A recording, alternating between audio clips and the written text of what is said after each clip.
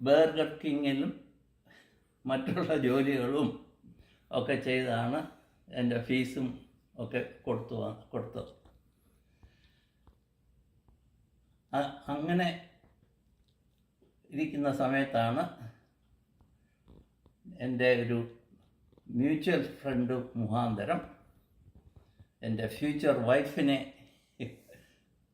Mary Abraham, മോളി എന്നറിയപ്പെടുന്ന ആളിനെ കാണാനും ഞങ്ങൾ തമ്മിൽ മീറ്റ് ചെയ്യാനും ഫ്യൂച്ചർ 1973 ഡിസംബറിൽ ഞങ്ങൾ നാട്ടിൽ പോയി വിവാഹം കഴിക്കാനും സാധിച്ചത്.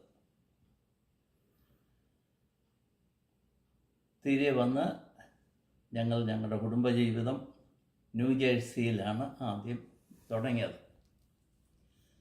ആ കാലത്ത് സോഷ്യോ എക്കണോമിക് സിറ്റുവേഷൻ വളരെ മോശമായിരുന്നു. പ്രത്യേകിച്ചും വിയറ്റ്നാം വാർ ഒക്കെ കഴിഞ്ഞ സമയം ജോലിക്കും കാര്യങ്ങളൊക്കെ വളരെ വിഷമമുള്ള ഒരു സമയമായിരുന്നു. അതുപോലെ തന്നെ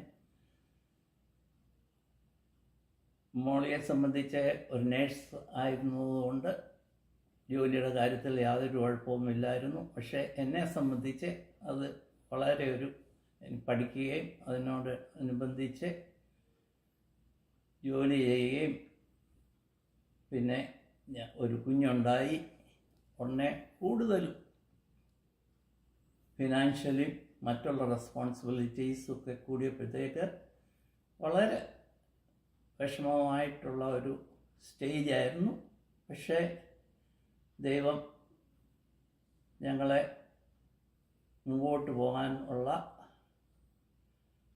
സോഴ്സൊക്കെ തുറന്നു തന്നു എന്നുള്ളതിന് യാതൊരു സംശയവുമില്ല. അതേ സമയത്ത് കൂടുതൽ പഠിക്കണം എന്നുള്ള ഒരാഗ്രഹം മോളിക്ക് ഉണ്ടായി. മാസ്റ്റേഴ്സ് എടുക്കുന്നതിന് വേണം നമുക്ക് പോകണം എന്നുള്ള ഒരാഗ്രഹം ഉണ്ടായി. ഷീ ഈസ് ഓൾവേസ് ഒരു ഹാർഡ് വർക്കിംഗ് നേച്ചറാണ്. ആ ഒരു അംബിഷൻ ഉള്ളതുകൊണ്ട് ഞങ്ങൾ ന്യൂയോർക്കിലേക്ക് മൂവ് ചെയ്ത് അവിടെ കൊളംബിയ യൂണിവേഴ്സിറ്റിയിലെ പുള്ളിക്കാരിക്ക് ഒരു അഡ്മിഷൻ കിട്ടി, MA ഇൻ ടീച്ചിങ് നഴ്സിങ്ങിൽ. അങ്ങനെ ഞങ്ങൾ ന്യൂജേഴ്സിയിൽ നിന്ന് ന്യൂയോർക്കിലേക്ക് മൂവ് ചെയ്തു, മൻഹാറ്റനിൽ. മീൻവൈൽ എനിക്ക് എൻ്റെ ഒരു ഫ്രണ്ട് മുഖാന്തരം ഒരു പെർമനൻ്റ് ജോബ് ന്യൂജേഴ്സി തന്നെ, ക്ലിഫ്റ്റൺ ന്യൂജേഴ്സിയിലെ ഒരു ഇലക്ട്രോണിക് ഡൂമൗണ്ട് ഇലക്ട്രോണിക്സ്, അതിപ്പോഴില്ല. അതായത് പണ്ടത്തെ കാലത്ത് ഈ TV-യുടെ മോണിറ്ററൊക്കെ മാനുഫാക്ചർ ചെയ്യുന്ന ഒരു ഒരു എൻ്റർപ്രൈസായിരുന്നു. അവിടെ ഒരു ജോബ് എനിക്ക് കിട്ടി. ആ സമയത്ത് എൻ്റെ പഠിത്തവും ഞാൻ പൂർത്തിയാക്കി.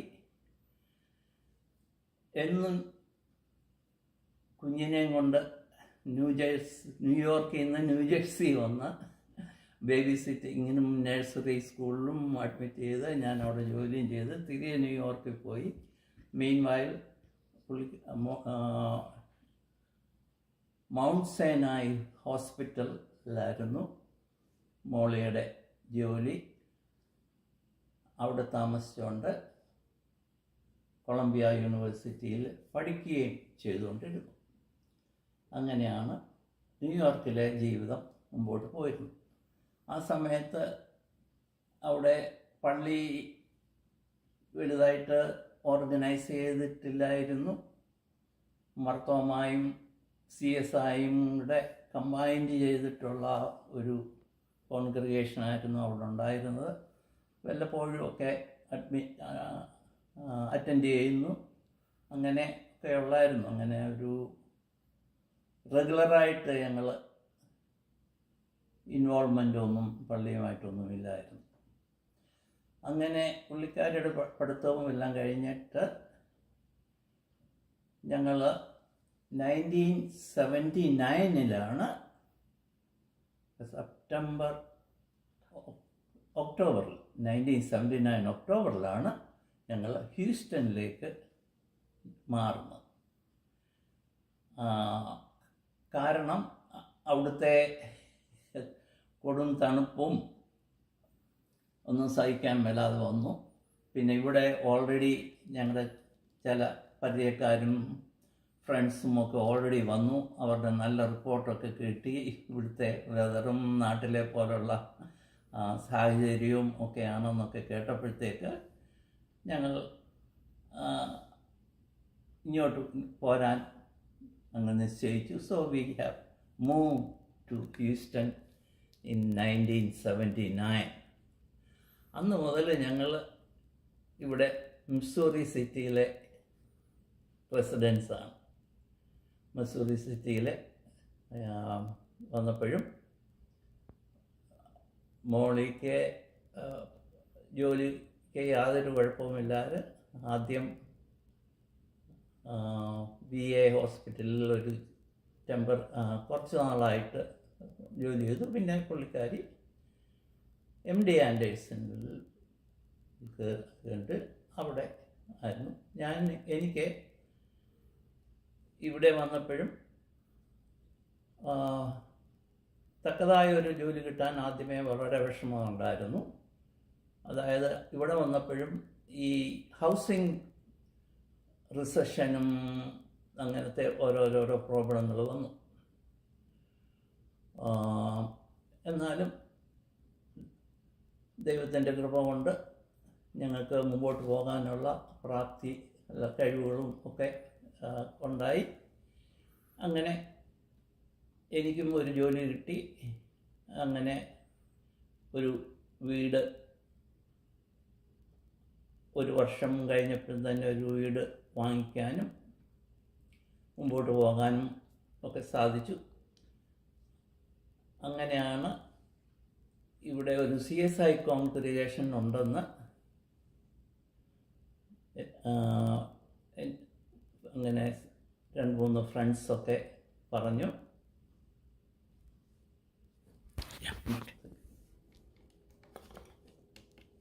ചോദിക്കോട്ടെ?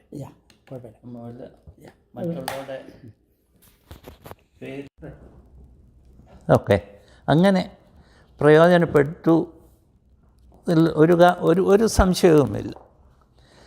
പിന്നെ അങ്ങനെ എൻ്റെ ഹൈസ്കൂൾ ജീവിതം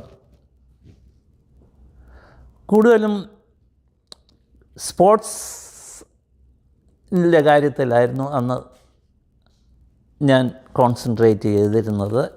ഉണ്ടല്ലോ ഞങ്ങൾ തൊട്ടടുത്തായിരുന്നു താമസിച്ചുകൊണ്ടിരുന്നത്. ഫീൽഡും എല്ലാം ഉണ്ടായതുകൊണ്ട് ആക്സസ് എന്നും സ്കൂൾ കഴിഞ്ഞ് വന്നു, കാപ്പ് കുടിച്ചു, ഓട്ടനെ ഓടി ഉണ്ടല്ലോ, സ്പോർട്സ് കളിക്കാനും ഒക്കെ പോയി. അങ്ങനെ ഉള്ള ഒരു ഇതിലായിരുന്നു. വളരെ എൻ്റെ പേരൻസും എൻ്റെ ബ്രദർ ഫിസിക്കൽ ഇതിൻ്റെ കാര്യത്തിൽ വളരെ എൻകറേജ് ചെയ്യുന്നുണ്ടായിരുന്നു. അങ്ങനെ ഒക്കെ അങ്ങനെ പോയി. പിന്നെ കോളേജ് CMS കോളേജിൽ തന്നെ ആയിരുന്നു വീണ്ടും വരുന്നത്. അതുകൊണ്ട് കോടുകുളഞ്ഞിയുമായിട്ട് അങ്ങനെ വലിയ ഒരു ബന്ധം ഇല്ലായിരുന്നു. എന്നാലും ഞാൻ മുമ്പേ പറഞ്ഞതുപോലെ അവധിക്കൊക്കെ മിഡ് സമ്മർ വെക്കേഷൻ വരുമ്പോൾ അവിടെ പോകുമായിരുന്നു. അതുകൊണ്ട് ഒരു കണക്കിൽ ഇവിടെ ഇപ്പോൾ കൊടുകുളഞ്ഞിക്കാർ വളരെ കൂടുതൽ ആൾക്കാരുണ്ട്. അവർ പല വീട്ടുകാർ പറയുമ്പോഴത്തേക്ക് എനിക്കതുമായിട്ടൊന്ന് ഐഡൻറ്റിഫൈ ചെയ്യാൻ വളരെ വിഷമമുണ്ട്. അങ്ങനെ ഉള്ളതാണ്. പിന്നെ കോളേജിലെ വിദ്യാഭ്യാസവും ഞാൻ BCom-നായിരുന്നു അന്ന് ചേർന്ന്. ആദ്യത്തെ BCom അങ്ങോട്ട് തുടങ്ങിയതേ ഉള്ളായിരുന്നു. ആ ഒരു ബാച്ചിലായിരുന്നു ഞാൻ BCom. അതും മുമ്പോട്ട് പോകുന്നു. വളരെ ഇതാണ്. എനിക്ക് പറയത്തക്കവണ്ണം ഇൻസിഡൻറ്റ് ഉള്ളത് ഇതായിരുന്നു. ആ സമയത്തായിരുന്നു നമ്മുടെ ഹിന്ദി ലാംഗ്വേജിന് എതിരായിട്ടുള്ള ഒരു സമരം നടക്കുന്നത്. കേരളത്തിന് എല്ലാവർക്കും ഹിന്ദി വേണ്ട എന്നുള്ള അങ്ങനെ സ്റ്റുഡൻസിൻ്റെ വലിയൊരു സമരം. ആ ഒരു സമരത്തിൽ പങ്കെടുക്കാൻ ഞാനും മുമ്പോട്ട് വന്ന് എനിക്ക് ഒരു ഇൻസിഡൻറ്റ് ഞാൻ ഓർക്കുന്നുണ്ട്. CMS കോളേജിൻ്റെ മുമ്പിൽ സത്യാഗ്രഹം ഇരുന്ന് ഞാൻ ഓർക്കുന്നുണ്ട്. ഒരു മറ്റ് കുഴപ്പങ്ങളൊന്നുമില്ലാതെ എനിക്ക് CMS കോളേജിലെ വിദ്യാഭ്യാസം പൂർത്തിയാക്കുന്നതിനും BCom പാസ്സാകാനും പിന്നെ മുമ്പോട്ട് പഠിക്കണം എന്നുള്ള ആഗ്രഹമുണ്ടായിരുന്നു. പക്ഷേ ഫാമിലിയുടെ ഫിനാൻഷ്യൽ സിറ്റുവേഷൻ, എൻ്റെ സിസ്റ്റർ മാഗിയും ആ സമയം തന്നെ ഗ്രാജുവേറ്റ് ചെയ്തു. അവൾക്കും മുമ്പോട്ട് പഠിക്കണം, MSCക്ക് പോകണം. ആഗ്ര കോളേജിൽ ഒരു അഡ്മിഷൻ കിട്ടി, അവൾക്കും പോകണം. അതുകൊണ്ട് എന്നോട് പേരൻസ് പറഞ്ഞു, അവളെ വിടട്ടെ, നീ ഒരു തൽക്കാലം ഒരു ജോലി എങ്ങാനും ചെയ്യേ. അങ്ങനെ എനിക്ക് കേരള ഗവൺമെൻറ് കോഓപ്പറേറ്റീവ് ഡിപ്പാർട്ട്മെൻറ്റിൽ ഒരു ജോലി കിട്ടി. എൻ്റെ ആദ്യത്തെ പോസ്റ്റ് കാസർഗോട്ടിലായിരുന്നു. കാസർഗോഡ് അങ്ങ് വടക്ക്. അന്നത്തെ കാലത്ത് ഒരു സ്ട്രെയിഞ്ചായിട്ട് എനിക്ക് തോന്നി. പക്ഷേ പോയി ജോലി ചെയ്യുക എന്നുള്ളതായിരുന്നല്ലോ അന്നത്തെ ഒരു ഇത്. അതുകൊണ്ട് ഞാൻ ചെറുപ്പമായിരുന്നു. അതുകൊണ്ട് ആ കോളേജിൽ എൻ്റെ കൂടെ പഠിച്ച വേറെ 2 പേർക്കും കൂടെ അവിടെ ജോലി പോസ്റ്റിംഗ് കിട്ടി. അതുകൊണ്ട് ഞങ്ങൾ 3 പേരും കൂടെ ഒന്നിച്ച് പോയി. അതുകൊണ്ട് അതൊരു ബ്ലെസ്സിങ് ആയിട്ട് തോന്നി. അങ്ങനെ ഇരിക്കുന്ന സമയത്താണ് എനിക്ക് ഭോപ്പാൽ എൻ്റെ ബ്രദർ, 2ാമത്തെ ബ്രദർ ഉണ്ടായിരുന്നു. അദ്ദേഹം പറഞ്ഞു, എന്നാൽ ഇവിടെ വന്ന് ഭോപ്പാൽ യൂണിവേഴ്സിറ്റിയിൽ MCOMന് പഠിക്കാം എന്ന് പറഞ്ഞു. അങ്ങനെ ഞാൻ ഭോപ്പാലിൽ അദ്ദേഹത്തിൻ്റെ കൂടെ താമസിച്ച് MCOMന് അവിടെ പഠിക്കാൻ നിശ്ചയിച്ചു. എനിക്ക് ഹിന്ദി ഒരു പിടിയുമില്ല, എനിക്ക് പറയാൻ യാതൊരു ഇതുമില്ല. Most of the professors, they talk in Hindi and some of them explain in English. അങ്ങനെ വളരെ ചുരുക്കമാണ് ഇംഗ്ലീഷിൽ. എന്നാലും ഞാൻ മാനേജ് ചെയ്തു. കുറേ നാളായപ്പോഴത്തേക്ക് എന്തോ അവർ പറയുന്നതും പിന്നെ ചില പ്രൊഫസേഴ്സ് ഇംഗ്ലീഷിലും ഇത് ചെയ്തു. അങ്ങനെ ഏറ്റവും കൂടുതൽ വിഷമമായി എനിക്ക് തോന്നിയത് അവിടുത്തെ തണുപ്പത്ത്, അതും സൈക്കിളിലാണ് പോകുന്നത്. എൻ്റെ സഹോദരൻ താമസിക്കുന്ന അവിടുത്തെ കോട്ട, ഞാൻ മറന്നുപോയി ഇപ്പോൾ, ഗോവിന്ദപുരയിൽ നിന്ന് അവിടെ യൂണിവേഴ്സിറ്റി വരെ നല്ലൊരു ദൂരമാണ്. സൈക്കിളിൽ പോകണം, എന്നും സൈക്കിളിൽ അങ്ങോട്ടും ഇങ്ങോട്ടും പോകണം. അതിന് ജാക്കറ്റൊക്കെ ഇട്ട് അന്നത്തെ സ്വെറ്ററും ഒക്കെ ഇട്ട് പോകണം. അങ്ങനെ ആ സമയത്ത് അദ്ദേഹം അവിടുത്തെ പള്ളിയുടെ കാര്യത്തിൽ വളരെ ഇൻവോൾവാണ്. അതുകൊണ്ട് ഞാനും അങ്ങനെ റെഗുലറായിട്ട് അവരുടെ കൂടെ മോട്ടോർ സൈക്കിളിൻ്റെ കൂടെ ഇരുന്ന്, അദ്ദേഹത്തിന് വലിയൊരു മോട്ടോർ സൈക്കിളുണ്ടായിരുന്നു, അതിലിരുന്നുകൊണ്ട് ഞങ്ങൾ 3 പേരും, അദ്ദേഹവും കൊച്ചമ്മയും ഞാനും എല്ലാം കൂടി ഇരുന്ന് പോകുന്ന കാര്യം ഇപ്പോഴും ഞാൻ ഓർക്കുന്നുണ്ട്. അങ്ങനെ അവിടെ വെച്ചാണ് നമ്മുടെ ഇന്നും ഇവിടെ ഉള്ള പലരെയും, ഭോപ്പാലിൽ നിന്ന് വന്ന പലരെയും അന്ന് പരിചയപ്പെടുകയും ഇന്നും ആ പരിചയം സ്നേഹബന്ധം പുലർത്തുന്നുണ്ട്. അങ്ങനെയാണ് ഭോപ്പാലിലെ ജീവിതം. വളരെ സന്തോഷകരമായ ഒരു ജീവിതമായിരുന്നു. ഇങ്ങനെ ഇവിടുത്തെ പോലെ തന്നെ പാട്ട് പാടാനും ക്രിസ്മസിന് ഒന്നിച്ചു കൂടാനും എല്ലാ വീടുകളും വിസിറ്റ് ചെയ്യാനും ഒക്കെ സാധിച്ചിട്ടുണ്ട്. നല്ലൊരു ട്രെയിനിങ് ആയിരുന്നു. വിദേശത്ത് വരുന്നത് പോലെ തന്നെയുള്ള എവേ ഫ്രം ഹോം, കേരളത്തിൽ നിന്ന് എവേ, അങ്ങനെ ഭോപ്പാലിൽ ഇത് അവിടുന്ന് പിന്നെ America journey, my journey to USA ആയിരുന്നു. ഓക്കെ, എൻ്റെ മൈ US ജേർണി, എൻ്റെ അമേരിക്കൻ ജേർണിയെ പറ്റിയാണ് ഇനി ഞാൻ പറയാൻ പോകുന്നത്. MCOM ഭോപ്പാലിൽ നിന്ന് പാസ്സായ ശേഷം ഞാൻ നാട്ടിൽ വന്ന് നിൽക്കുന്ന സമയത്ത് അമേരിക്കയിൽ പ്രിൻസ്റ്റൺ യൂണിവേഴ്സിറ്റിയിൽ പഠിക്കുന്ന എൻ്റെ മൂന്നാമത്തെ സഹോദരൻ ഒരു അച്ഛനാണെന്ന് ഞാൻ നേരത്തെ മെൻഷൻ ചെയ്തല്ലോ. Kuruvila C. Abraham, KC Abraham അച്ഛൻ എന്ന് അറിയപ്പെടുന്നു. അച്ഛൻ PhD ചെയ്യുകയായിരുന്നു. ഉടനെ അച്ഛൻ സജസ്റ്റ് ചെയ്തു, ഞാനിവിടെ നിനക്ക് MBAക്ക് ഒരു അഡ്മിഷൻ വാങ്ങിച്ചു തരാം, അദ്ദേഹത്തിൻ്റെ ഒരു ഫ്രണ്ട് മുഖാന്തരം വാങ്ങിച്ചു തരാം. പക്ഷേ ഒരു കണ്ടീഷൻ ഉള്ളത്, ഫിനാൻഷ്യലായിട്ടുള്ള യാതൊരു ഹെൽപ്പുമില്ല. ഇവിടെ വന്ന് എന്തെങ്കിലും ജോലിയൊക്കെ ചെയ്ത് അതിനുള്ള എക്സ്പെൻസ് എല്ലാം മീറ്റ് ചെയ്യണം എന്നുള്ളതായിരുന്നു അതിൻ്റെ ഒരു കണ്ടീഷൻ. ആ സമയത്ത് ഞാൻ ടെമ്പററി ആയിട്ട് എങ്ങും കയറാനൊന്നുള്ള സാധ്യതയൊന്നും എനിക്ക് കിട്ടിയില്ല. അതുകൊണ്ട് കോട്ടയത്ത് K9 ട്യൂട്ടോറിയൽ കോളേജിലെ പഠിപ്പിക്കുകയായിരുന്നു ആ സമയത്ത് ഞാൻ ചെയ്തുകൊണ്ടിരുന്നത്. കൊമേഴ്സ് ആണല്ലോ എൻ്റെ സബ്ജക്റ്റ്, എക്കണോമിക്സ്, അത് അവിടെ പഠിപ്പിക്കുകയായിരുന്നു, ട്യൂട്ടോറിയൽ കോളേജിൽ പഠിപ്പിക്കുന്നു. ആ സമയത്താണ് ഈ ഒരു സജഷൻ വന്നത്, എന്നാൽ അത് ഒന്ന് മുമ്പോട്ട് പോകാം, എന്നാൽ അതിന് ഉള്ള പ്രൊസീജിയേഴ്സ് ഒക്കെ ചെയ്യുക. അങ്ങനെ ന്യൂജേഴ്സി ടീനക്ക് എന്നുള്ള ടൗണിൽ നിന്ന് ഫെയർലി ഡിക്കിൻസൺ യൂണിവേഴ്സിറ്റി, അവിടുന്ന് എനിക്ക് ഒരു അഡ്മിഷനുള്ള പേപ്പേഴ്സ് എല്ലാം അവർ അയച്ചു തന്നു. അങ്ങനെ അതിനുള്ള വിസയ്ക്കുള്ള ആപ്ലിക്കേഷൻസ് എല്ലാം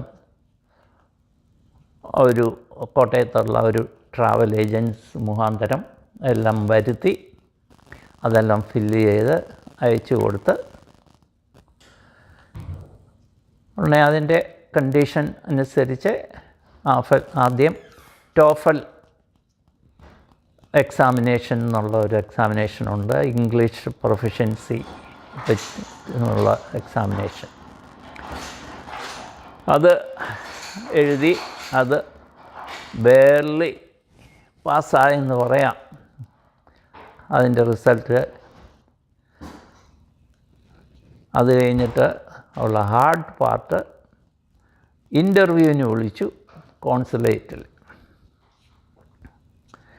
ഇൻ്റർവ്യൂവിന് ചെന്ന് അവിടെ ചെന്ന് ഇൻ്റർവ്യൂ ചെയ്തപ്പോഴാണ് സംഗതി, ഞാൻ പറയുന്നതൊന്നും കോൺസുലേറ്റ് ഓഫീസർക്ക് മനസ്സിലാകുന്നില്ല, ഓഫീസർ പറയുന്നതൊന്നും എനിക്കും മനസ്സിലാകുന്നില്ല.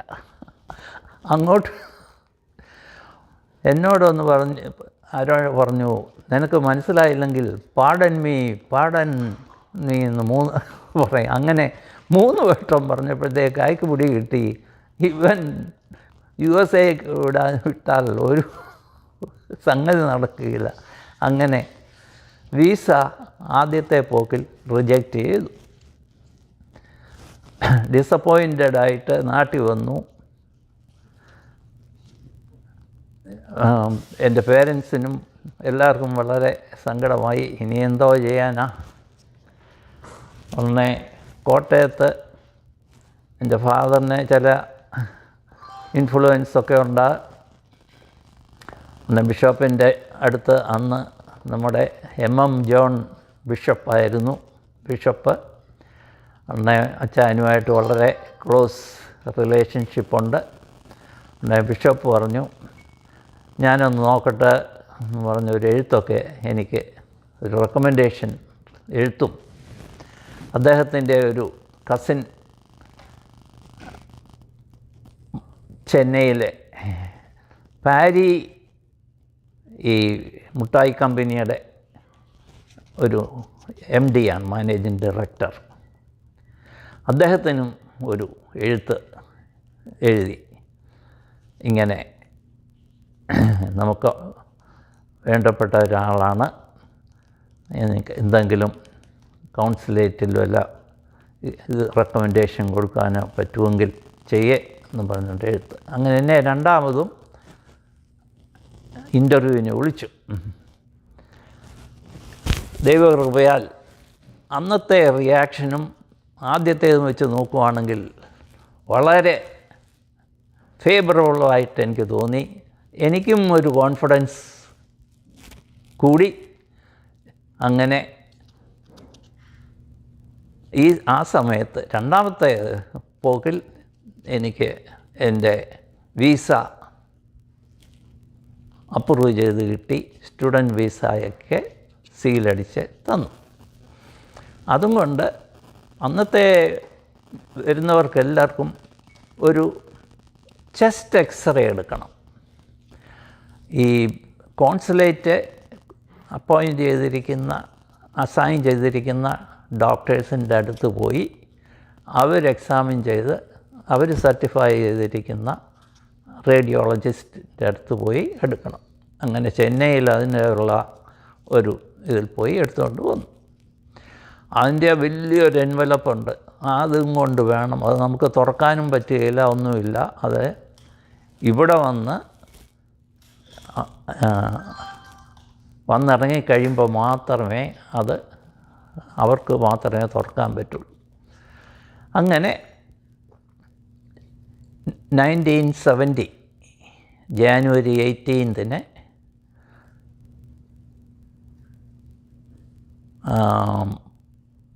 ന്യൂയോർക്ക് കെന്നഡി JFK എയർപോർട്ടിൽ വന്ന് മുട്ടറ്റം സ്നോയ്ക്ക് അകത്ത് വന്ന് ലാൻഡ് ചെയ്തു.